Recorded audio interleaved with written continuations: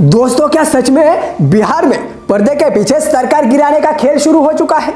तो दोस्तों, बिहार में इस वक्त जो चल रहा है वो सामान्य राजनीति नहीं है, ये सत्ता की खुली जंग है। तो मेरा सवाल बिल्कुल साफ है, 122 का जादुई आंकड़ा बिना जेडीयू के बीजेपी कैसा पूरा करेगी? और अगर यह मुमकिन नहीं है तो जेडीयू बिना बीजेपी के आखिर कब तक टिक पाएगी? और इन्हीं दो सवालों के बीच छोटे छोटे दलों के विधायक खड़े हैं, जिन्हें आज प्रतिनिधि नहीं बल्कि नंबर और वजन समझा जा रहा है। और इसी उथल पुथल के बीच कांग्रेस की बैठक पहले 23 जनवरी को तय होती है, फिर अचानक 22 जनवरी और फिर वापस 23 जनवरी, और अंत में पार्टी दफ्तर छोड़कर अध्यक्ष के घर पर बैठक करने की नौबत आ जाती है। तो सवाल यह उठता है, क्या कांग्रेस को अपने ही विधायकों पर भरोसा नहीं रहा? 6 विधायक है, लेकिन 4 साफ कह देते हैं कि हम नहीं आ सकते। टिकट बुक है, जिस पार्टी में कभी अलाकामान की एक आवाज पर सब कुछ छोड़ दिया जाता था, आज वहां विधायक शर्तें तय कर रहे हैं। आप जरा रुकिए दोस्तों, यही से कहानी और भी खतरनाक मोड़ ले लेती है। मजबूरी में रणनीति बदलती है। अब एक एक विधायक से अलग अलग बात होगी, वादे होंगे, भरोसे दिए जाएंगे, भविष्य के सपने दिखाए जाएंगे।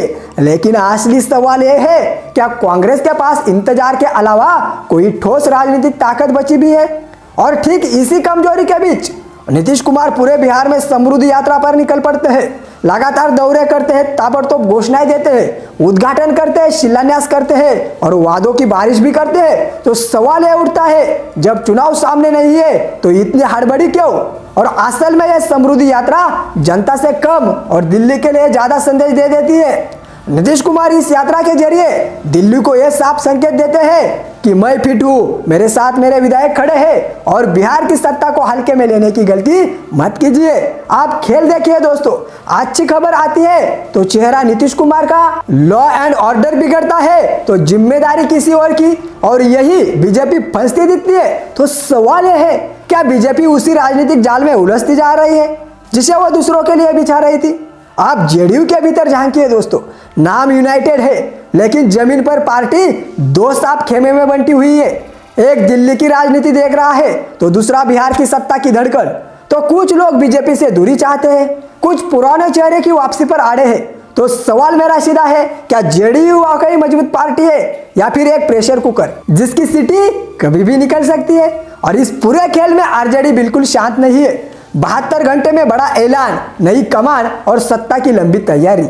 रणनीति तो साफ है, गैर यादव पिछड़ों की राजनीति पूरी तरह बीजेपी के हाथ न जाने पाए, और इसी वजह से नीतीश कुमार एक बार फिर पूरे खेल के केंद्र में खड़े दिखते हैं।